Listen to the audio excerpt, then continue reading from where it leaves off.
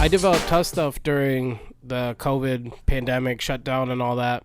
And what had happened was, you're stuck in the house, and I was never used to being in the house like that, like ever. Like I've always been like a outgoing, like I want to be out. I want to be out every night, this, that, and the third.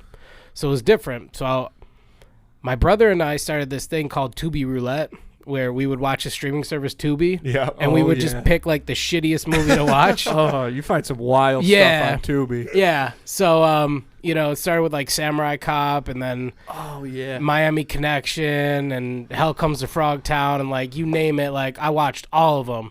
And oh my God, and a lot of times under some interesting influences. You got to. Dude, Miami Connection, it's crazy. But if you're high when you watch that, the songs fucking rule. Friends for eternity. Honesty, stick together through thick or thin. Yes. Oh my God. Oh, thank you. Watching movies like that, I was like, man, I want to make a movie like this, like so bad. And then I realized, well, instead of making a movie, I'll just make a comic. Now that you say that, I can see it. Oh yeah. Open awesome. up. Look at the back cover. So it's all continuous. Oh, that's awesome. Right. So, like, the bad guy in that, what's every bad guy in every late 80s, early 90s movie? A land developer, a real estate developer. Yes. So that's what he is. He's trying to burn down the beachfront property so he can swoop in, buy it up, and turn it, gentrify it, whatever. Does he have the ponytail going, too? Hell yeah. Oh, yeah, dude. That's Big my time. favorite 80s bad guy trope. I just like the record producer with the ponytail is my favorite thing. From, like, holy shit. Wayne's World? Yeah. All those guys. If you look, his nose is very phallic looking. Yeah. He's got like a baby dick for a nose. With some bumps on it. This is sick. Yeah. I thought, you weren't in here when I was flipping through it. No, I know, but yeah. And like I got better as I made the next one too. Where do you get these printed? I have a company out of Michigan that prints them. But they're like I got like the best deal through them. Nice. Yeah, because the quality's good. It's a good this book. Is super. Yeah, it's a heavy it's book. super quality. Yeah. This was the first Tuff stuff right here that you came out with. Mm-hmm. And is this the second, or is there one in between? No, that's the second one. So this will be the second. Yeah. And it's not officially out, per se, yet. Just through the Kickstarter. Gotcha.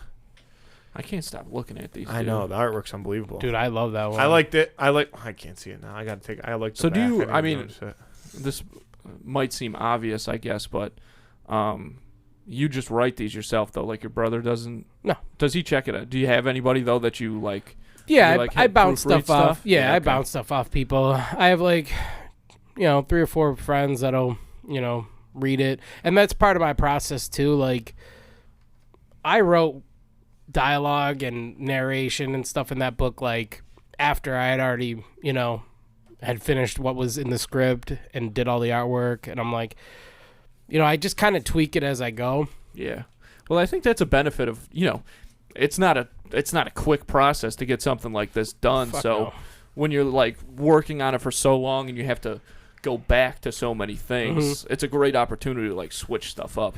And like, oh, maybe I can improve this line or whatever a little bit. Well, that and you find different ways to serve the story too.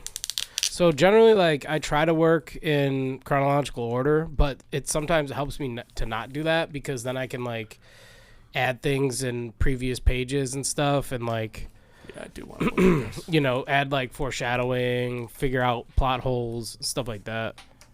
Because I edit my own stuff, which is like probably the dumbest thing I could do. But I also feel more confident in myself editing than anyone else because they don't know what's in my head. Yeah, that's true. I mean, that's one of the biggest problems I imagine you run into, especially, I mean, goddamn, like, so much is, like, just looking at this, like, so much has gone into this. Good God. Fuck, dude, this is cool. Sorry for the people just listening, but God damn it, dude. Are you... Is that the sex scene? Yeah. Oh, no. That's not even the sex scene. The sex scene is probably my favorite, like, thing. I was, do you know who Joseph Schmalke is?